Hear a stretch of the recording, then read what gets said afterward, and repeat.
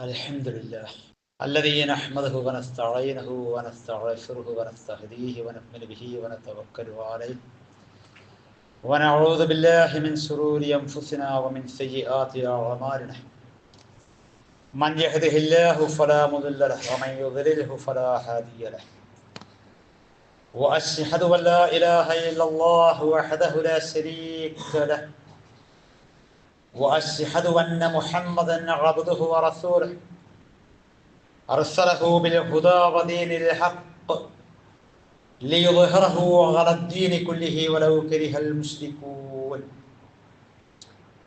اللهم صل على محمد وعلى آل محمد كما صليت على إبراهيم وعلى آل إبراهيم إنك حميد مجيد اللهم بارك على محمد وعلى آل محمد كما باركت على إبراهيم وعلى آل إبراهيم إنك حميد مجيد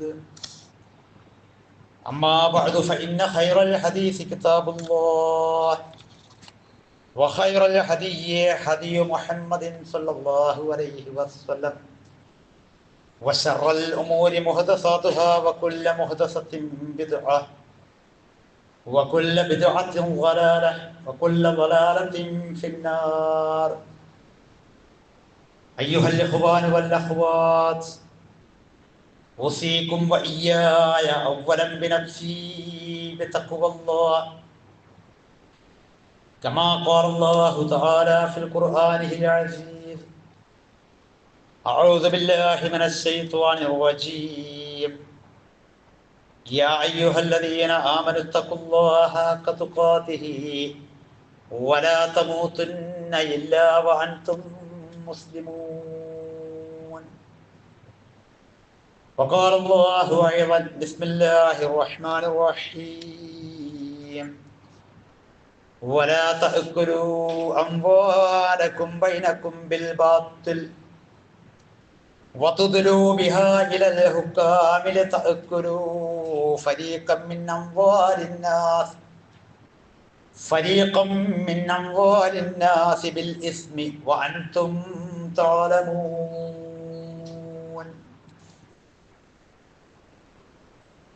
സ്നേഹാദരവുകൾ നിറഞ്ഞ സഹോദരങ്ങളെ, സഹോദരിമാരെ,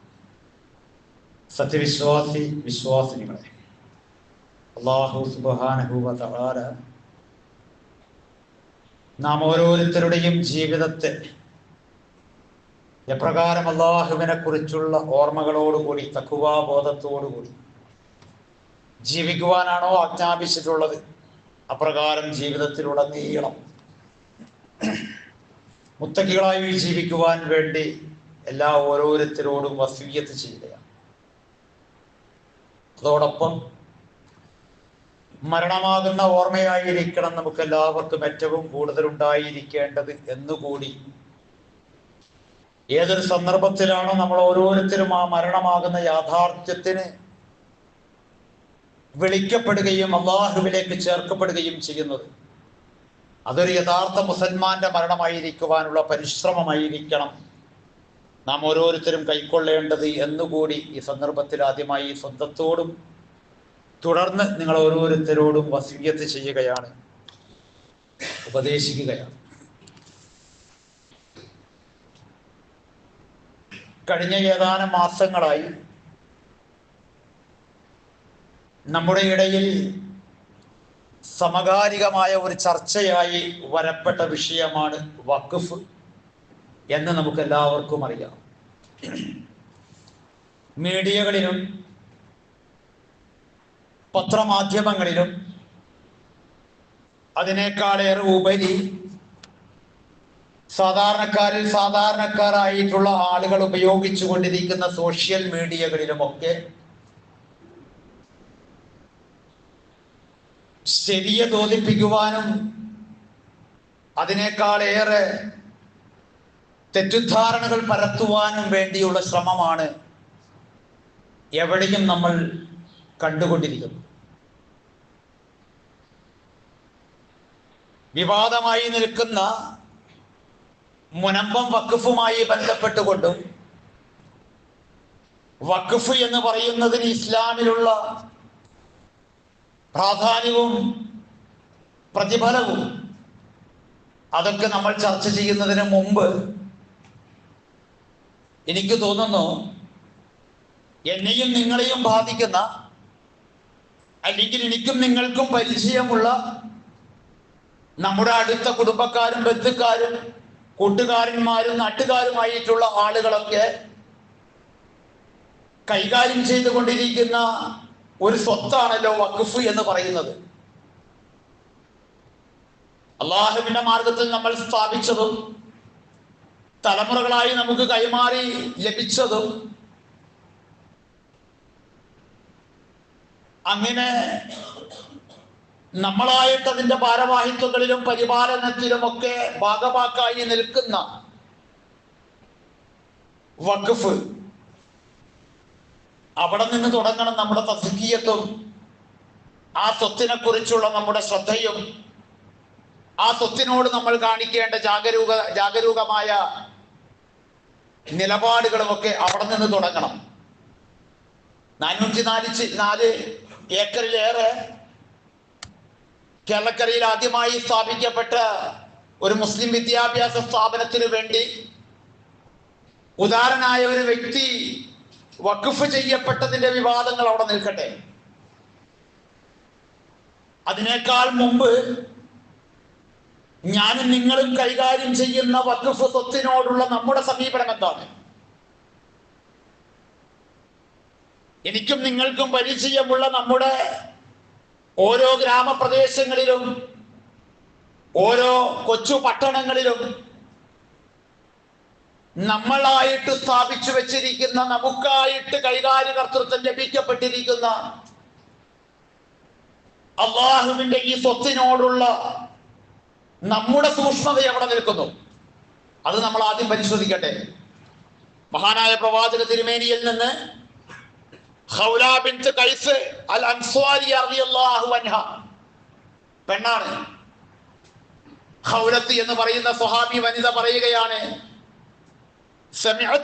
സമിഅതു നബിയ സല്ലല്ലാഹു അലൈഹി വസല്ലം യഖൂൽ, നബി തിരുമേനി സല്ലല്ലാഹു അലൈഹി വസല്ലം ദൂതരിൽ അവിടുന്ന് പറയുന്നത് ഞാൻ കേട്ടു, ഇന്ന റിജാലൻ യതഖവ്വലൂന ഫീ മാലില്ലാഹി ബിഗൈരി ഹഖ്ഖിൻ ഫലഹുമുൻ നാറു യൗമൽ ഖിയാമഹ. ഹദീസിന്റെ എല്ലാ ഗ്രന്ഥങ്ങളിലും സ്വഹീഹൈനിൽ മുതൽ ബുഖാരിയും മുസ്ലിമും ഉൾപ്പെടെയുള്ള ഹദീസിന്റെ ഗ്രന്ഥങ്ങളിൽ വരെ രേഖപ്പെടുത്തപ്പെട്ട് കിടക്കുന്ന ഒരു ഹദീസിന്റെ കൊച്ചുവചനം നബി തങ്ങൾ പറയുന്നത് ഞാൻ കേട്ടു, ഇന്ന റിജാലൻ, ചില മനുഷ്യന്മാരുണ്ട്, ചില ആളുകളുണ്ട്, യതഖവ്വലൂന ഫീ മാലില്ലാഹി, അല്ലാഹുവിന്റെ സ്വത്തിലാണ് അവർ കയ്യേറ്റം നടത്തിക്കൊണ്ടിരിക്കുന്നത്. ആ പ്രയോഗം നിങ്ങളൊന്ന് ശ്രദ്ധിക്കണം കേട്ടോ. മാലുല്ലാഹ്, വഖഫ് ചെയ്യപ്പെട്ട ഓരോ സ്വത്തും അള്ളാഹുവിൻ്റെതാണ്. അത് അള്ളാഹുവിന്റെ സ്വത്തിലേക്ക് ചേർത്തിട്ടാണ്, റബ്ബിന്റെ ധനമെന്ന് ചേർത്തിട്ടാണ് റസൂലുള്ള പഠിപ്പിച്ചത്.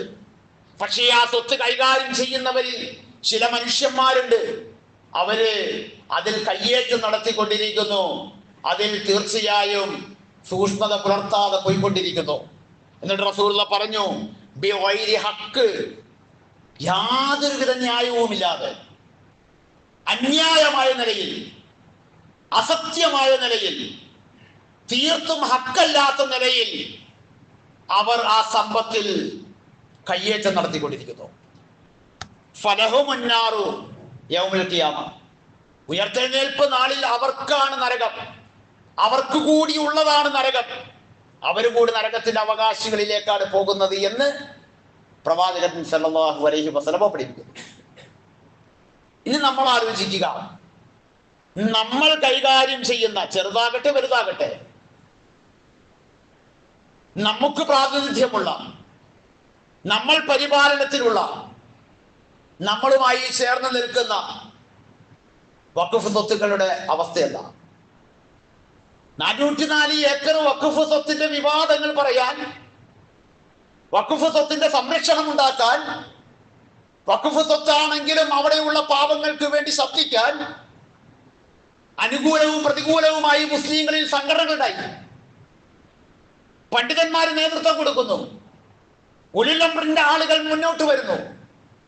പക്ഷേ ഇങ്ങനെയുള്ള ആളുകൾ ഭരിക്കുന്ന, ഇങ്ങനെയുള്ള ആളുകളാൽ പരിപാലിക്കപ്പെടുന്ന ഇങ്ങനെയുള്ള ആളുകൾ പല വഖഫ് സ്വത്തിന്റെയും തലപ്പത്തിരിക്കുമ്പോൾ ഞങ്ങൾ കൈകാര്യം ചെയ്തുകൊണ്ടിരിക്കുന്ന വഖഫ് സ്വത്തിന്റെ, അള്ളാഹുവിന്റെ സ്വത്തിന്റെ വിഷയത്തിൽ ഞങ്ങൾ എത്ര കണ്ട് സൂക്ഷ്മജ്ഞരാണ്, എത്ര കണ്ട് ഞങ്ങൾ ആ വിഷയത്തിൽ തഖ്വാബോധമുള്ളവരാണ് എന്ന് നമ്മുടെ ഓരോരുത്തരുടെയും നാടുകളിലുള്ള ദീനീ സ്ഥാപനത്തെ വെച്ചുകൊണ്ട് എനിക്കും നിങ്ങൾക്കും സത്യസന്ധമായി പറയാൻ കഴിയുമോ? പ്രിയപ്പെട്ടവരെ, അള്ളാഹുവിന്റെ ആ സമ്പത്തിനോട് നമ്മൾ 100% നീതി പുലർത്തുന്നവരാണ്.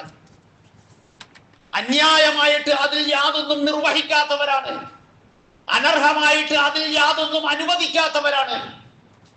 ആർഭാടപൂർണമായിട്ട് ഞങ്ങൾ അതിൽ നിന്ന് ഒരു രൂപ പോലും ചെലവഴിക്കാത്തവരാണ് എന്ന് പറയാൻ കഴിയുന്ന എത്ര ദീനീ സ്ഥാപനങ്ങൾ നമ്മുടെ നാടുകളിൽ ഉണ്ടാകും? വരവുണ്ടാകണമെങ്കിൽ ചെലവുണ്ടാകണമെന്ന് പറയുന്ന, ചെലവുകൾക്ക് വേണ്ടി പൊളിക്കലും, ചെലവുകൾക്ക് വേണ്ടി വീണ്ടും വീണ്ടും പണിയലും, ചെലവുകൾക്ക് വേണ്ടി വീണ്ടും വീണ്ടും വിപുലപ്പെടുത്തലും, അങ്ങനെ തുടങ്ങിയിട്ടുള്ള നിർമ്മാണ പ്രവർത്തനങ്ങൾ ഒഴിഞ്ഞു പോകാത്ത സ്ഥാപനവൽക്കരിക്കപ്പെട്ട ഒരുപാട് സംവിധാനങ്ങളാണ് നമ്മുടെ നാടുകളിലുള്ള സംഘടനകൾ എന്ന് പറയുന്നത്, മഹല്ലുകൾ എന്ന് പറയുന്നത്. അല്ലെ, നിങ്ങൾ ആലോചിച്ചിട്ട് ഞാൻ ആരെയും കുറ്റപ്പെടുത്തില്ല. വരവുണ്ടെങ്കിൽ, ചെലവുണ്ടെങ്കിലേ വരവുള്ളൂ. അപ്പൊ എവിടെയെങ്കിലും ചെലവാക്കിക്കൊണ്ടിരുന്നാലേ അതിന്റെ മറവിൽ മാത്രമേ നമുക്ക് കമ്മീഷൻ ഉള്ളൂ. അതിന്റെ മറവിൽ മാത്രമേ നമുക്ക് കണക്കുകൾ ഉണ്ടാക്കാൻ കഴിയുന്നുള്ളൂ. അതിന്റെ മറവിലാണ് നമുക്ക് നമ്മുടേതായ കയ്യേറ്റങ്ങൾ. അള്ളാഹുവിന്റെ വഖഫ് സ്വത്ത് കൈകാര്യം ചെയ്യുന്നിടത്ത് പോലും സൂക്ഷ്മതകളില്ലാതെ മുന്നോട്ട് പോകുന്നു. കേരളക്കരയിൽ പണിയപ്പെട്ട എത്രയോ മസ്ജിദുകളുമായി ബന്ധപ്പെട്ടുകൊണ്ട് നമ്മൾ ആലോചിക്കേണ്ടത്, അള്ളാഹുവിന്റെ ഭവനം, മൻ ബനാ മസ്ജിദൻ ബനല്ലാഹു ബൈതൻ ഫിൽ ജന്ന എന്ന് റസൂലുള്ളാഹി പറഞ്ഞ, അള്ളാഹുവിന്റെ തൃപ്തി ആഗ്രഹിച്ചുകൊണ്ട് ആരെങ്കിലും ഒരു ഭവനം പണിതാൽ അവന് വേണ്ടി അല്ലാഹു തആല നാളെ പാരത്രിക ലോകത്ത്, സ്വർഗീയ ലോകത്ത് ഒരു ഭവനം പണിതു വെക്കുമെന്ന് പറഞ്ഞ, അള്ളാഹുവിന്റെ ഭവനങ്ങൾ പണിത എത്രയോ പള്ളികളുടെ കണക്കുകൾ അവതരിപ്പിക്കപ്പെടാതെ പരസ്പരമുള്ള ആരോപണങ്ങളും പ്രത്യാരോപണങ്ങളും ഈ കേരളക്കരയിൽ നടന്നുകൊണ്ടിരിക്കുന്നു. അങ്ങനെ കൈകാര്യം ചെയ്യുന്ന ഉമറാക്കൾ എന്ന് പറയുന്ന ഉലുൽ അംറിന്റെ ആളുകൾ ഈ സമുദായത്തിൽ എണ്ണത്തിൽ വലിയ കുറവൊന്നുമല്ലാത്ത വിധത്തിൽ കൈകാര്യങ്ങൾ ചെയ്തുകൊണ്ടിരിക്കുന്നു. ആ വഖഫ് സ്വത്തിനെ കുറിച്ച് നമ്മൾ മൗനം പാലിച്ചിട്ട് നമുക്കിവിടെ വിവാദമായ ഒരു വഖഫ് സ്വത്തിനെ കുറിച്ച് മാത്രം സംസാരിക്കുന്നിടത്ത് ഒരു ശരികേടില്ല പ്രിയപ്പെട്ടവരെ. ഞാനൊരു മുസ്ലിം സ്ഥാപനത്തിലാണ് വർക്ക് ചെയ്യുന്നത്. പൂർവികരായിട്ടുള്ള ആളുകളാൽ വഖഫ് ചെയ്യപ്പെട്ടിട്ട് കൈമാറ്റം ചെയ്യപ്പെട്ടു വന്നിരിക്കുന്ന ആ വഖഫിന്റെ സ്വത്ത് കൈകാര്യം ചെയ്യുന്നിടത്ത് ഒരുപാട് പ്രശ്നങ്ങൾ, ഒരുപിടി പ്രശ്നങ്ങൾ, ഒരുപാട് വിവാദങ്ങൾ നിലനിൽക്കുകയാണ്. അതെന്റെ അനുഭവം. അങ്ങനെ എത്രയോ അനുഭവങ്ങളുള്ളവർ നിങ്ങളുടെ കൂട്ടത്തിൽ നമുക്ക് മഹല്ലുകളുണ്ട്, നമുക്ക് യതീംഖാനകളുണ്ട്, അല്ലെ? യതീംഖാനകളുടെയൊക്കെ വിഷയങ്ങളിൽ പലർക്കും അതൊക്കെ ഒരു അവനവന്റേതായിട്ടുള്ള കാര്യങ്ങൾക്ക് വേണ്ടി അങ്ങനെ ഒരു മുഖംമൂടിയായി നിർവഹിക്കപ്പെടുന്നതും, പലരും നിർത്തിപ്പോയ യതീംഖാനകളുടെ പേരിൽ ഇപ്പോഴും റസീറ്റ് അടിച്ച് പിരിച്ചുകൊണ്ടിരിക്കുന്നവരും ഒക്കെ ആയിട്ടുള്ള ഒരു അവസ്ഥയിലും ഒരു കോലത്തിലുമൊക്കെയാണ് പലപ്പോഴും നമ്മൾ ഉള്ളത് എന്നത് നാണക്കേടാണ്. ദീനിന്റെ മറവുകളിൽ, ദീനിന്റെ സ്ഥാപനങ്ങളുടെ മറവുകളിൽ, ദീനിയായിട്ടുള്ള പള്ളികളുടെ പോലും മറവുകളിൽ നമ്മൾ ഓരോരുത്തരും നമ്മുടേതായ ആഗ്രഹങ്ങളും നമ്മുടേതായ താല്പര്യങ്ങൾക്ക് വേണ്ടി നമ്മൾ ഓരോരുത്തരും ചെയ്തുകൊണ്ടിരിക്കുന്ന, നമ്മൾ എന്ന് പറഞ്ഞാൽ നമ്മുടെ ഈ ഉമ്മത്തിലെ ആളുകൾ ചെയ്തുകൊണ്ടിരിക്കുന്ന വിഭാഗീയമായിട്ട് പോലും പറയാൻ പറ്റാത്ത വിധം ഉൽപ്പതിഷ്ണു പ്രസ്ഥാനങ്ങളും നവോത്ഥാന പ്രസ്ഥാനങ്ങളും ഉൾപ്പെടെയുള്ളവർ ഈ ചെളിക്കുണ്ടിലുണ്ട്. ഇത് നമ്മളിതിന്റെ ഉള്ളിലേക്ക് കയറി ഒന്ന് ഇരുന്ന് നമ്മൾ ഓരോന്നും കേട്ടാൽ മതി, നമ്മൾ ഓരോന്നും അടുത്തു നിന്നൊന്ന് വീക്ഷിച്ചാൽ മതി. ഞാൻ ഓതി വെച്ച ആയത്തിൽ അല്ലാഹു തആല കൃത്യമായി പറയുന്നു, വലാ തഅകുലു അംവാലക്കും ബൈനക്കും ബിൽ ബാത്തിൽ. എന്തിനാണ് നമ്മളിത് കയ്യേറ്റം നടത്തി, അക്രമം നടത്തി, ഹക്കല്ലാത്ത വഴിയിലൂടെ നമ്മൾ എന്തിനാണിത് സമ്പാദിക്കുന്നത്?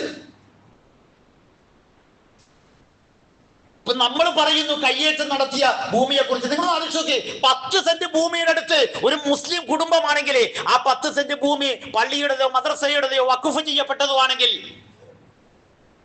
അവർ വേണ്ടത് ശ്രദ്ധിക്കാൻ. ഒരു വരുമാനം ഇല്ലാത്തതുകൊണ്ട് പലയിടങ്ങളിലും സ്ഥലങ്ങൾ വെറുതെ കിടക്കുക. പണ്ട് തെങ്ങുണ്ടായിരുന്നു, പണ്ട് കവുങ്ങുണ്ടായിരുന്നു, പണ്ട് വരുമാനം ഉണ്ടായിരുന്നു, ഇന്നൊന്നുമില്ല. അപ്പൊ പള്ളിക്ക് വേണ്ടി വഖഫ് ചെയ്യപ്പെട്ട സ്ഥലങ്ങള്, മദ്രസയ്ക്ക് വേണ്ടി വഖഫ് ചെയ്യപ്പെട്ട സ്ഥലങ്ങള് പലയിടത്തും അന്യാധീനപ്പെട്ട് കിടക്കാം. അതിന്റെ ഓരത്ത് താമസിക്കുന്ന മുസ്ലിമിന്റെയും വേലി നടക്കുക അല്ലെ? നിങ്ങൾ ആലോചിച്ചു, അതിന്റെ ഓരത്ത് താമസിക്കുന്ന മുസ്ലിമിന്റെ വേലിയും വഖഫ് സ്ഥലത്തേക്ക് നടക്കാണ്. ഓരോ പ്രാവശ്യം കുറ്റിയിടപ്പെടും. എന്തിനാണിത്? അന്യായമായി കൊണ്ട് നിങ്ങൾ ഒരാളിൽ നിന്നും ഒന്നും ഭക്ഷിക്കല്ലേ. അല്ലാഹു പറയാ, ലാ വലാ തഅകുലു അംവാലക്കും ബൈനക്കും ബിൽ ബാത്തിൽ. ഞാൻ കുടുംബ വിഷയം പറഞ്ഞതാണ്, ഹറാമ് മക്കളെ കൊണ്ട് തീറ്റിച്ചേ പറ്റൂ എന്ന് പറയുന്ന ഒരു മാനസികാവസ്ഥയിലാണ് നമ്മുടെ മുസ്ലിം ഉമ്മത്തിലെ ബഹുഭൂരിപക്ഷം ആളുകളും.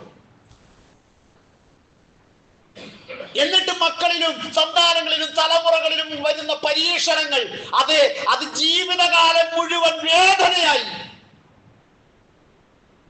അത് കൊണ്ടുനടക്കുക. തിന്നല്ലേ അല്ല പറയണേ, അന്യായമായി കൊണ്ട്, അനർഹമായി കൊണ്ട്, ബാത്തിലായ നിലയിലെ ഒന്നും സമ്പാദിച്ചിട്ട് നിങ്ങൾ തിന്നല്ലേ. ഒന്നുകൂടി പറഞ്ഞ്, വിധികർത്താക്കളിലേക്ക് നിങ്ങൾ അത് സമ്പാദിക്കാൻ വേണ്ടി കേസുമായി പോവുകയും ചെയ്യല്ലേ. മഹാനായ റഷീദ് റിദാ റഹ്മഹുല്ലാ അദ്ദേഹത്തിന്റെ തഫ്സീറുൽ മനാറിൽ എഴുതുന്നുണ്ട്, പാശ്ചാത്യനുള്ള അഡ്വക്കറ്റുമാരെ വെച്ചിട്ട് അന്യായമായി ഇത് സമ്പാദിക്കുന്നവര്, അതുപോലെ തന്നെ നന്നായി സംസാര വൈഭവമുള്ളവര്, അവർ സംസാര വൈഭവം പ്രകടിപ്പിച്ചിട്ട് ഇടപെട്ട ഹാക്കിമീങ്ങളിൽ നിന്ന്, ഇടപെട്ടിരിക്കുന്ന മധ്യസ്ഥന്മാരിൽ നിന്ന് അനർഹമായതുമായി കൊണ്ടുപോകുന്നത് ഇതൊക്കെ ഇതിൽപ്പെടും. കേസ് നടത്താൻ വേണ്ടി പോകുന്നത് എത്ര കേസുകളാ നമ്മുടെ വഖഫ് ട്രൈബ്യൂണലിലൊക്കെ നിൽക്കുന്നത്. പോരാത്തത് കേസ് കോടതിയിലുണ്ട് ഇല്ലേ? നമുക്കറിയാം ഇത് നമുക്ക് അർഹതപ്പെട്ടതാണ്. അതൊരു അള്ളാന്റെ പള്ളിയാണെങ്കിലും ശരി, സ്ഥാപനമാണെങ്കിലും ശരി, എത്ര കേസുകളാ. സംഘടന എത്ര കണ്ട് വിഭജിക്കപ്പെടുന്നുവോ, സംഘടനകൾ എത്ര കണ്ട് ഫിർഖത്തുകൾ സംഭവിക്കുന്നുവോ, അത്ര കണ്ട് കേസുകളുടെ കൂമ്പാരം അങ്ങനെ പോകുക. നമുക്കറിയാം നമുക്ക് അർഹതപ്പെട്ടതല്ല, നമുക്ക് അവകാശപ്പെട്ടതല്ല, ഓരോരുത്തർക്കും അറിയാം. എന്നിട്ട് അതിന്റെ പുറകെ, അതിന്റെ പിന്നാലെ അതിന് സ്വാധീനിക്കപ്പെടുന്ന അടുത്ത തിന്മയാകുന്ന കൈക്കൂലി കൂടി കൊടുക്കാൻ തയ്യാറാകുന്ന, അങ്ങനെ പോയിക്കൊണ്ടിരിക്കുന്ന ഒരു അവസ്ഥയിലേക്ക് നിങ്ങൾ പോകല്ലേ. അത് നിങ്ങൾ വാങ്ങി ഭക്ഷിക്കല്ലേ എന്നുള്ള പറയാം.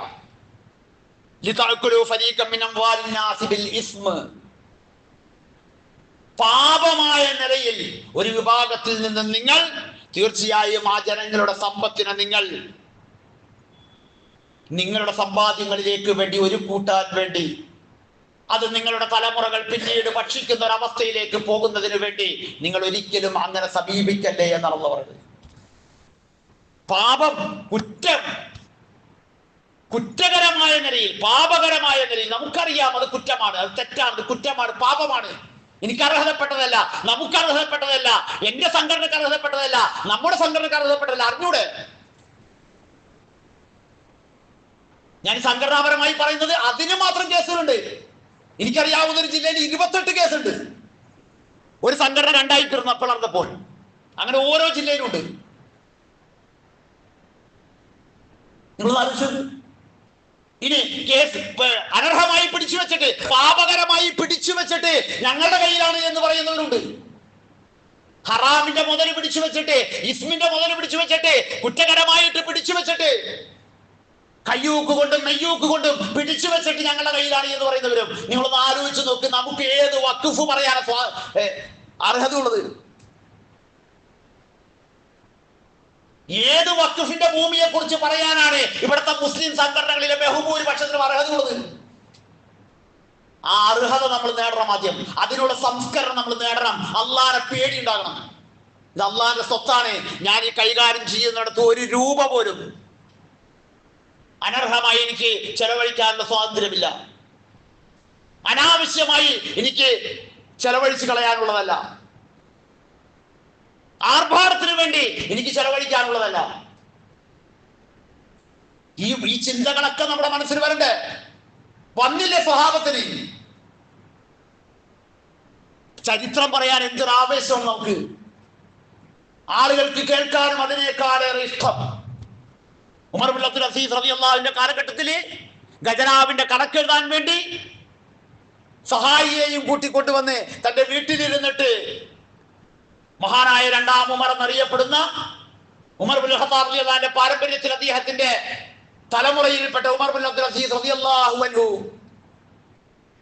കത്തിച്ചു വെച്ചിരിക്കുന്ന വിളക്കിന്റെ ചുവടയിരുന്ന് കണക്കെഴുതിയിട്ട് അത് പൂർത്തീകരിച്ചു കഴിഞ്ഞപ്പോൾ ഭാര്യയെ വിളിച്ചിട്ട് ആ വിളക്ക് അങ്ങോട്ട് കെടുത്തിയേക്ക്, ഇനി നമ്മുടെ എണ്ണ ഒഴിച്ച് കത്തിക്കുന്ന വിളക്ക് കത്തിച്ചു വെച്ചേക്ക് എന്ന് പറയുന്നത്. വന്ന സഹായി ചോദിച്ചു, എന്തിന്?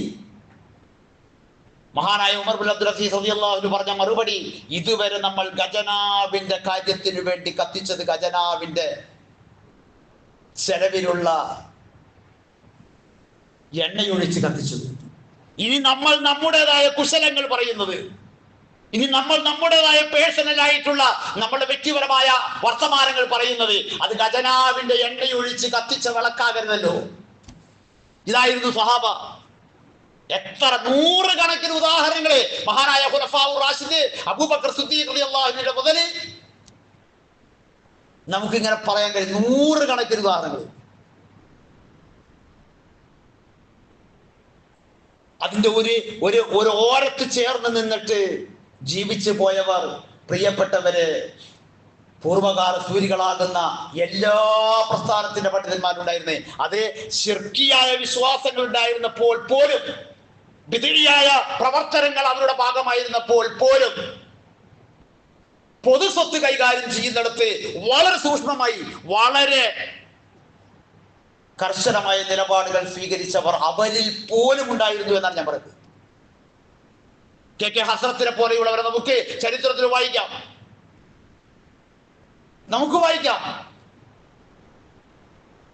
മഹാനായ ഹാജി സാഹിബിനെ നമുക്ക് ചരിത്രത്തിൽ വായിക്കാം. മഹാനായ കെ എം മൗലവി സാഹിബിനെ വായിക്കാം. എത്രയോ ഉദാഹരണങ്ങൾ വായിക്കാം. അവരൊക്കെ ഈ അള്ളാഹുവിന്റെ സ്വത്ത് എന്ന് പറയുന്ന മാലുള്ളയെ എങ്ങനെയാണ് അവർ പരിപാലിച്ചത്, എങ്ങനെയാണ് അവർ സംരക്ഷിച്ചത്, എങ്ങനെയാണ് നോക്കിക്കണ്ടത്, എത്ര സൂക്ഷ്മതയോടുകൂടിയാണ് അവർ ആ വിഷയങ്ങളിൽ അവർ കൈകാര്യം ചെയ്തത് എന്ന് നമുക്ക് വായിക്കാം. പക്ഷേ അവരുടെയൊക്കെ താവഴികളിലേക്ക് വന്നപ്പോൾ നമുക്ക് നാണക്കേടുണ്ടാക്കുന്ന അവസ്ഥകളിലല്ലാതെ ഇത് കൈകാര്യം ചെയ്യാത്തവരില്ല, അല്ലെങ്കിൽ വളരെ കുറഞ്ഞു പോയി എന്ന് പറയേണ്ട ഒരു ദുരവസ്ഥയിലേക്കാണ് കേരളത്തിലെ ഓരോ മഹല്ല് സംവിധാനങ്ങളും, കേരളത്തിലെ ഓരോ സ്ഥാപനങ്ങളും, കേരളത്തിലെ ഓരോ സംഘടനകളും. ആരും അതിൽ നിന്ന് വ്യത്യസ്തരല്ല. എല്ലാവരും പിരിക്കുന്നതും എല്ലാവരും മേടിക്കുന്നതും എല്ലാവരും ചോദിക്കുന്നതും ഒക്കെ ദീനുമായി ബന്ധപ്പെട്ടിട്ടാണെങ്കിലും അതിന്റെ സൂക്ഷ്മതകൾ കുറഞ്ഞു പോകുന്നു എന്നത്, പ്രിയപ്പെട്ടവരെ, വലിയ ഗൗരവമുള്ള വിഷയമാണ്. അല്ലാഹു തആല ആയത്തിൽ അവസാനിപ്പിച്ചുകൊണ്ട് പറഞ്ഞു, വാഅൻതും തഅലമൂൻ, എല്ലാം നിങ്ങൾ അറിയുന്നവരാണല്ലോ. അല്ലെ? എന്ത് രസമുള്ള അല്ലാഹുവിന്റെ ആയത്തിൽ അവസാനിപ്പിക്കല്. കേസ് കൊടുത്തവനും അറിയാം, കൊടുക്കപ്പെട്ടവനും അറിയാം, മറ്റൊരാളുടെ സ്വത്തിന് വേണ്ടി പിന്നാലെ പോകുന്നവനും അറിയാം, തന്റെ ഭൂമിയുടെ അതിർത്തി എവിടെയാണ് കിടക്കുന്നത് എന്ന് തനിക്കറിയാം, അത് പിന്നെ എവിടേക്കാണ് പോയിക്കൊണ്ടിരിക്കുന്നത് എന്നറിയാം. അങ്ങനെ ഓരോന്നും നിങ്ങൾക്കറിയാലോ. അത് പറയാം, നിങ്ങൾക്കറിയാലോ. എന്നിട്ട് എന്തിനാണ് ഈ പാപത്തിന്റെ ഈ കുറ്റകരമായ നിലയിൽ ഇങ്ങനെ ജനങ്ങളുടെ സമ്പത്ത് ഒരു വിഭാഗത്തിന്റെ സമ്പത്ത് നിങ്ങളുടെ കൈകളിലേക്ക് വരണമെന്ന് ആഗ്രഹിക്കുക. എന്നിട്ട് നിങ്ങൾ തന്നെ അത് തിന്നുക, അല്ലെങ്കിൽ നിങ്ങളുടെ അടുത്ത തലമുറയെ കൊണ്ട് തീറ്റിക്കാൻ വേണ്ടി നിങ്ങൾ സമ്പാദിച്ചിട്ട് കൊടുക്കുക. അതിനുവേണ്ടി നിങ്ങൾ ഇങ്ങനെ ഹുക്കാമുകൾ ആകുന്ന ഭരണകർത്താക്കളോ അല്ലെങ്കിൽ വിധികർത്താക്കളോ ആകുന്ന ആളുകളുടെ അടിയിലേക്ക് ആ കേസും കൂട്ടവുമായി പോവുക. എന്തിനാണ് ഇതൊക്കെ ചെയ്യുന്നത്? വളരെ കൃത്യമായി അല്ലാഹു തആല എന്റെയും നിങ്ങളുടെയും മനസ്സിലേക്ക് ഇട്ടു തരുന്ന രൂപത്തിൽ അള്ളാഹ് ചോദിക്കുകയാണ്, എന്തിനീ പണിക്ക് പോകുന്നു? ഈ പണിയല്ല പ്രിയപ്പെട്ടവരെ നമ്മുടെ അധിക വഖഫുമായി ബന്ധപ്പെട്ട് നിൽക്കുന്നു എന്ന് പറയുന്ന പ്രവാചക തിരുമേനി സല്ലല്ലാഹു അലൈഹി വസല്ലമ പറഞ്ഞ മാലുള, അള്ളാന്റെ ധനം, അതിൽ കയ്യേറ്റം നടത്തിക്കൊണ്ടിരിക്കുന്നു ഒരു വിഭാഗം ആളുകൾ. നരകമാണ് കേട്ടോ, നരകമാണത്. ശ്രദ്ധിക്കേണ്ടതാണ്, സൂക്ഷിക്കേണ്ടതാണ്, തഖ്വയോടുകൂടി കൈകാര്യം ചെയ്യേണ്ടതാണ്.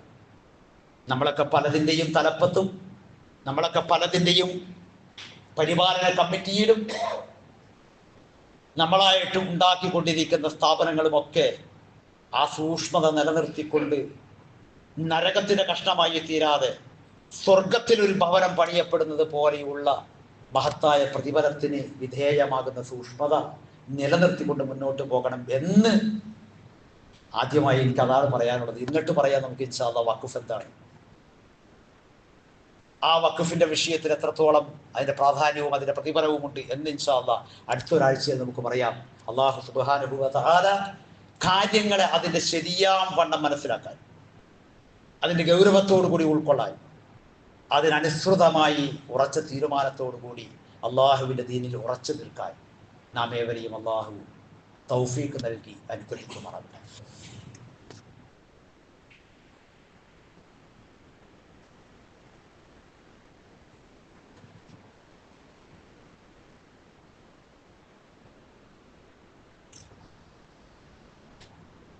അൽഹംദുലില്ലാഹ് الذي أنعم علينا بالإيمان وهدانا إلى دين الإسلام. اللهم صل وسلم على نبينا محمد وعلى آله وأصحابه وسلم. أما بعد. സ്നേഹാദരവുകൾ നിറഞ്ഞ സഹോദരങ്ങളെ, സഹോദരിമാരെ, ഒരിക്കൽ കൂടി അള്ളാഹുവിൻ്റെ കൽപ്പനകൾ, അവൻ്റെ നിർദ്ദേശങ്ങൾ ശരിയാം വണ്ണം പാലിച്ചും ശ്രദ്ധിച്ചു അവനെക്കുറിച്ചുള്ള നിതാന്ത ജാഗ്രതയോടുകൂടിയുള്ള ഓർമ്മ, തഖ്വ നിലനിർത്തിയും യഥാർത്ഥ മുത്തക്കികളായി ജീവിച്ച് യഥാർത്ഥ മുസൽമാന്മാരായി മരണപ്പെടുവാനുള്ള പരിശ്രമമായിരിക്കണം നമ്മുടെ ജീവിതം എന്ന് ആദ്യമായി സ്വന്തത്തോടും തുടർന്ന് നിങ്ങൾ ഓരോരുത്തരോടും ഒരിക്കൽ കൂടി വസിയത്ത് ചെയ്യുകയാണ്, ഉപദേശിക്കുകയാണ്. പ്രവാചക തിരുമേനി സല്ലല്ലാഹു അലൈഹി വസല്ലമയുടെ ഒരു കൊച്ചു വചനമുണ്ട്, ഹലക്കൽ മുതനത്തിഊൻ. സുഖലോലുപന്മാരായിട്ടുള്ള ആളുകൾ നശിച്ചത് തന്നെ എന്നാണ് അതിൻ്റെ തർജ്ജമ. പലപ്പോഴും നമ്മളിങ്ങനെ നോക്കിയാൽ നമ്മുടെ മുൻകാലക്കാരായിട്ടുള്ള ആളുകൾ വിശ്വാസപരമായി അവർക്ക് അബദ്ധങ്ങളോ വീഴ്ചകളോ സംഭവിച്ചിട്ടുണ്ടാകാം. കർമ്മ മേഖലകളിൽ ഇതുപോലെ മനസ്സിലാക്കുവാനും പഠിക്കുവാനും ഒന്നും രംഗം കിട്ടാത്തത് കൊണ്ട് ബിദ്ഇയായ നൂതനമായ പല ആചാരങ്ങളും അനുഷ്ഠാനങ്ങളും നിർവഹിച്ചിരുന്നവരായിരിക്കാം. പക്ഷെ ജീവിതത്തിൽ അവർക്ക് ഒരു ലാളിത്യം ഉണ്ടായിരുന്നു. എത്ര ഉള്ളവനാണെങ്കിലും, എത്ര വലിയ ഭൂസ്വത്തിന്റെ ഉടമയാണെങ്കിലും, അന്ന് പിന്നെ വലിയ ശമ്പളം പറയാനില്ലല്ലോ, ആ ഭൂസ്വത്തിൽ നിന്ന് കിട്ടുന്ന വരുമാനം എത്ര വലുതാണെങ്കിലും ശരി, ജീവിതത്തിൽ അവർ നിലനിർത്തിയിരുന്ന ഒരു ലാളിത്യമുണ്ട്. ആ ലാളിത്യം നഷ്ടപ്പെട്ട ഒരു തലമുറ എന്ന് വന്നു. അന്ന് മുതലാണ് പ്രിയപ്പെട്ടവരെ ഹലാലും ഹറാമും പരിഗണിക്കാതെ സമ്പാദ്യങ്ങൾ നമ്മുടെ ഉള്ളറകളിലേക്ക് കടന്നു വരാൻ തുടങ്ങി. എന്തു വേണ്ടാലും എന്തായാലും വേണ്ടില്ല, എങ്ങനെ ആയാലും വേണ്ടില്ല, സുഖലോലുപതയുടെ ജീവിതം നയിക്കണം. അതിന് നമ്മൾ കൈകാര്യം ചെയ്യുന്ന പൊതുമുതല്, പൊതു സ്വത്ത്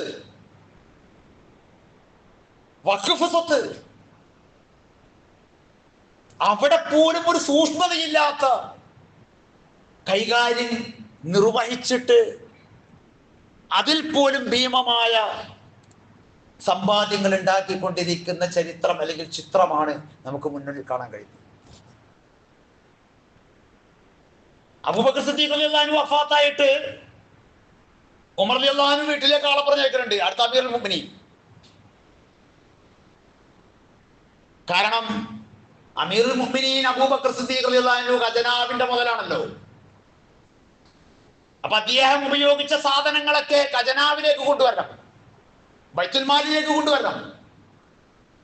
ഖലീഫ എന്നുള്ള നിലയിൽ അദ്ദേഹത്തിന്റെ അവശിഷ്ടമായ വഫാത്താനന്തരം അവശിഷ്ടമായ വസ്തുക്കളെ പൊതുഖജനാവിലേക്ക് കൊണ്ടുവരാൻ അതിങ്ങോട്ട് എടുത്തോ എന്ന് പറഞ്ഞിട്ടാ പറഞ്ഞയക്കുന്നത്. ചെന്നാൾ നോക്കിയിട്ട് ഭാര്യയോട് ചോദിച്ചു, പൊതുഖജനാവിലേക്ക് കൊണ്ടുപോകാൻ ഖലീഫയുടെ എന്തെല്ലാമാണ് അനന്തരമായിട്ടുള്ളത്. ഭാര്യ എടുത്തു കൊടുത്തു, ഒരു കപ്പും ഒരു കിണ്ടിയും അങ്ങനെ തുടങ്ങിയിട്ടുള്ള ഒരു 2-3 സാധനങ്ങൾ എടുത്തു കൊടുത്തിട്ട് പറഞ്ഞു, ഇതാണ് ആകെ ഖലീഫയ്ക്ക് ഈ വീട്ടിലുള്ളത്. അത് കൊണ്ടുപോയി ചെല്ലുമ്പോൾ ഓരോരോ ആത്മകഥ ഉണ്ട്. പിൽക്കാലക്കാരായിട്ടുള്ള ആളുകൾക്ക് വലിയ പ്രയാസം ഉണ്ടാക്കുന്ന ഒരവസ്ഥയിലാണല്ലോ ഖലീഫ അബൂബക്കർ സിദ്ദീഖ് റളിയല്ലാഹു അൻഹു മാതൃക കാണിച്ചു പോയത് എന്ന ഒരു ആത്മകഥ ഉമർ റളിയല്ലാഹു അൻഹു നടത്തുന്നുണ്ട്. അങ്ങനെ ഒരുപാട്, ഞാൻ പറഞ്ഞില്ലേ, വായിച്ചാൽ നമുക്ക് തന്നെ അത്ഭുതം തോന്നും. നമസ്കാരം കഴിഞ്ഞപ്പോ ഖലീഫ ഉമർ റളിയല്ലാഹു അൻഹു ചോദിച്ചു, പോരണോ എന്റെ കൂടെ? വേണമെങ്കിൽ നമുക്ക് ഒരുമിച്ച് വീട്ടിൽ പോയിട്ട് ഭക്ഷണം കഴിക്കാം. അപ്പൊ ഹഫ്സ് റളിയല്ലാഹു അൻഹു പറഞ്ഞു, ഖലീഫയുടെ ക്ഷണല്ലേ, കിട്ടിയ ക്ഷണല്ലേ, സന്തോഷത്തോടു കൂടി സ്വീകരിച്ചു. ചെന്ന് 2 പേർക്കുമുള്ള ഭക്ഷണം കൊണ്ടുവന്ന് വെച്ചു. ഭക്ഷണം കണ്ടപ്പോ തന്നെ ഹഫ്സ് റളിയല്ലാഹു അൻഹു മുഖം മാറി. പിന്നെ അതിലേക്ക് ഒഴിക്കാനുള്ള കറി അതെടുത്തപ്പോൾ അദ്ദേഹം തന്റെ നീരസം പുറത്തേക്ക് പ്രകടിപ്പിച്ചു. ക്ഷമിക്കണം ഖലീഫ, അമീറുൽ മുഅ്മിനീൻ, എന്റെ വീട്ടിലുള്ളതിനേക്കാൾ നല്ല ഒരു ഭക്ഷണം താങ്കളുടെ വീട്ടിലുണ്ടാകുമെന്ന് പ്രതീക്ഷിച്ചിട്ടാണ് ഞാൻ വന്നത്. പക്ഷെ ഇതിനേക്കാൾ നല്ല ഭക്ഷണം എന്റെ വീട്ടിലുണ്ടല്ലോ. മഹാനായ ഉമർ റളിയല്ലാഹു അൻഹു അവിടെ ഇരുന്നിട്ട് പറയുന്ന 3 വാക്കുകളുണ്ട്. ഗോതമ്പ് പൊടിച്ചെടുത്ത് അതിന്റെ ഉമി കളഞ്ഞ്, അതിന്റെ നമ്മൾ പറയുന്ന പോലെ തവിട് കളഞ്ഞ് നേർത്ത ഗോതമ്പിന്റെ പൊടി കൊണ്ട് വെണ്ണ ചേർത്ത് കുഴച്ചുണ്ടാക്കിയ മാവ് കൊണ്ട് ചപ്പാത്തി ചുട്ട് ഇളം പ്രായത്തിലുള്ള ഒരാടിനെ പിടിച്ചടുത്ത് ഒലിവെണ്ണ ഒഴിച്ച് ഭംഗിയായി പാചകം ചെയ്ത് തിത്തിരിപ്പക്ഷിയുടെ കണ്ണുകൾ പോലെ തുടുത്ത് നിൽക്കുന്ന മുന്തിരി ഒരു തുള്ളി വെള്ളം ചേർക്കാതെ പിഴിഞ്ഞെടുത്ത് ഭക്ഷിക്കാൻ ഈ ഉമറിന് അറിയാഞ്ഞിട്ടല്ല. അദ്ദേഹം പറഞ്ഞ വാക്കുകളാണ്, എനിക്കറിയാഞ്ഞിട്ടല്ല. കേട്ടപ്പോ ഹഫ്സ് റളിയല്ലാഹു അൻഹു പറഞ്ഞു, ആഹാ, നല്ല ഭക്ഷണത്തെ കുറിച്ച് നല്ല അറിവുണ്ടല്ല. കൊണ്ടുവന്ന് വച്ചേക്കണ ഭക്ഷണമാണെങ്കിൽ തൊടാൻ പറ്റണില്ല, വായിലേക്ക് വെക്കാൻ പറ്റണില്ല. പറഞ്ഞ ഭക്ഷണമാണെങ്കിൽ ഏറ്റവും മുന്തിയ തരം ഭക്ഷണം. ഒരു ചെറുചിരിയോടുകൂടി കൊന്നു കളിയാക്കി. അപ്പൊ അദ്ദേഹം പറഞ്ഞത്, ഈ മക്കയിൽ ഖത്താബിന്റെ മകൻ ഉമർ കഴിച്ചതുപോലെയുള്ള ഭക്ഷണം ആരും കഴിച്ചിട്ടില്ല. പക്ഷേ അള്ളാഹുവിന്റെ റസൂല് പറയുന്നത് ഞാൻ കേട്ടിട്ടുണ്ട്, ഇവിടെ നിന്ന് തന്നെ എല്ലാം ആസ്വദിച്ചത് കൊണ്ട് നാളെ പരലോകത്തൊന്നുമില്ല എന്ന് പറയുന്നവരുടെ കൂട്ടത്തിൽ ഈ ഉമർ പെട്ടുപോകുമോ? നമ്മളിൽ പലരും പെടും പ്രിയപ്പെട്ടവരെ. ആസ്വദിച്ച് അറുമാദിച്ച് അനുഭവിച്ച് നമ്മൾ ഇവിടെ ജീവിക്കുക. എല്ലാം ഇവിടെ ജീവിക്കാൻ, ഇവിടെ ആസ്വദിക്കാൻ, ഇവിടെ ഉണ്ടാക്കാൻ നമ്മൾ പെടുന്ന പാടാണ്. പലപ്പോഴും നമുക്ക് ഈ വഴി വിട്ട വിധത്തിലുള്ള അള്ളാഹുവിന്റെ സ്വത്ത് പോലും കൈകാര്യം ചെയ്തെടുത്ത് സൂക്ഷ്മതയില്ലാത്ത ഒരു വലിയ വിഭാഗത്തെ നമുക്ക് ഈ കൊച്ചു കേരളത്തിന്റെ പോലും സ്ഥാപനങ്ങളുടെ നേതൃത്വത്തിലും സംഘടനകളുടെ നേതൃത്വത്തിലും ഒക്കെ കാണേണ്ടി വരുന്നത്. എന്റെ പേടി അതാ. അതുകൊണ്ടാണ് ഞാൻ അതൊക്കെ അങ്ങോട്ട് ഒഴിവാക്കിയിട്ട് എല്ലാം കൂടി പൊടിച്ചെടുത്ത പൊടി കൊണ്ട് ആ കുഴച്ചുണ്ടാക്കുന്ന വെള്ളം ഒഴിച്ച് കുഴച്ചുണ്ടാക്കുന്ന അതുകൊണ്ട് ഞാൻ ഭക്ഷണം കഴിച്ചു. കറി എന്ന് പറയാവുന്ന രൂപത്തിൽ നേർപ്പിച്ച ഒരു കറിയും കുടിക്കാൻ അങ്ങേയറ്റം വെള്ളം ചേർത്ത ഒരു ജ്യൂസും, അങ്ങനെ ഞാൻ ജീവിക്കുന്നത് അതുകൊണ്ടാണ് എന്ന് റളിയല്ലാഹു അൻഹു പറയുന്ന സംഭവം നമുക്ക് ഇങ്ങനെ 100,000 ചരിത്രം വായിക്കാം. മിമ്പറിന്റെ മോളില ആര്? റളിയല്ലാഹു അൻഹു. ഖലീഫ അങ്ങ് നിർത്ത്, പ്രസംഗമൊക്കെ നിർത്ത്, നിൽക്ക്, അവിടെ നിൽക്ക്. ഇത്രയും വലിയ പൈജാമ ധരിക്കാൻ, ഇത്രയും വലിയ കുർത്ത അല്ലെങ്കിൽ നമ്മൾ പറയുന്ന ഈ ടോപ്പ് ധരിക്കാൻ ഞങ്ങൾക്ക് ഖജനാവിൽ നിന്ന് കിട്ടിയ പോലത്തെ ഒരു തുണിയല്ല അങ്ങേക്കുള്ളൂ, അതിൽ അവകാശമുള്ളൂ.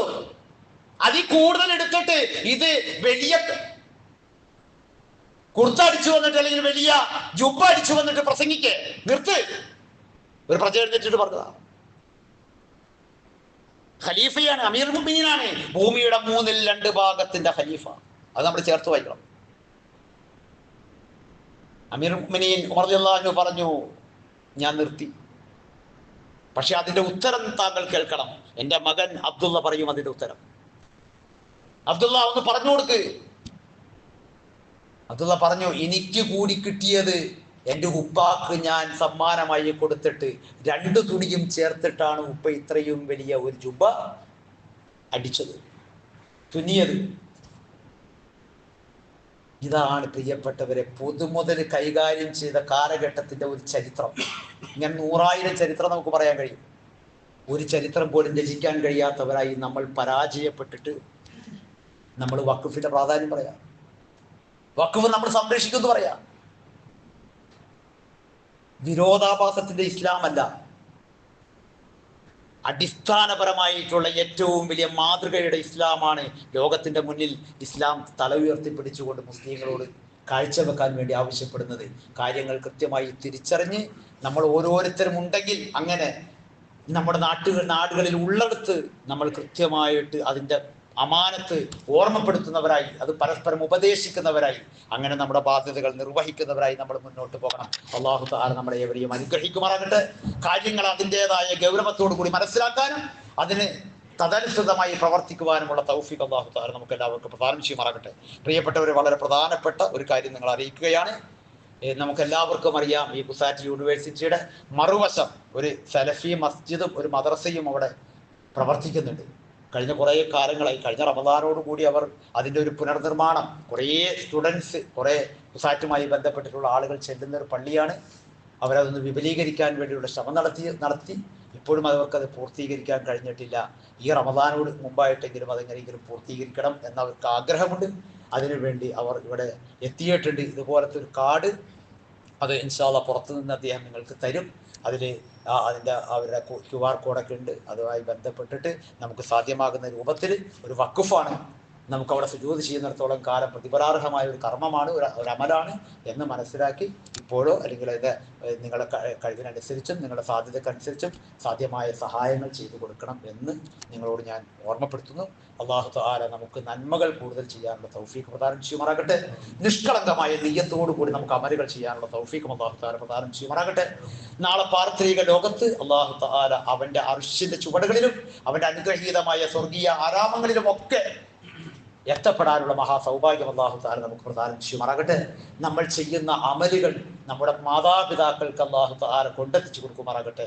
അവരുടെ ഖബറിടങ്ങളിലേക്കും അവർക്ക് വേണ്ടി നമ്മൾ പ്രാർത്ഥിക്കുന്ന പ്രാർത്ഥനകളുടെ സ്വീകാര്യതകളിലേക്കും ഒക്കെ നമ്മൾ ചെയ്യുന്ന പ്രവർത്തനങ്ങൾ അല്ലാഹു തആല ഒരു കാരണമായി സ്വീകരിക്കുമാറാകട്ടെ. തീർച്ചയായും നമ്മുടെ സന്താന തലമുറകൾക്ക് വലിയ ഒരു മാതൃകയാകുമാറ് നമ്മൾ അല്ലാഹുവിൻ്റെ ദീനിൻ്റെ മാർഗത്തിൽ മാതൃകകൾ കാഴ്ചവെക്കുകയും പ്രവർത്തനങ്ങൾ കാണിച്ചു കൊടുക്കുകയും അങ്ങനെ നമ്മുടെ സന്താനങ്ങൾ നമ്മളെക്കാൾ നന്നായി അള്ളാഹുവിൻ്റെ ദീനിൻ്റെ മാർഗത്തിൽ നിലനിൽക്കുകയും ചെയ്യുന്ന ഒരവസ്ഥ അല്ലാഹു തആല നിലനിർത്തി തരുമാറാകട്ടെ. നമ്മളിൽ നിന്ന് വന്നുപോയ എല്ലാ വലുതും ചെറുതുമായ പാപങ്ങൾ വിട്ടുപുറത്ത് മാപ്പാക്കി കിട്ടുവാൻ നമ്മുടെ നന്മകൾ ഒരു കാരണമായി അല്ലാഹു തആല സ്വീകരിക്കുമാറാകട്ടെ.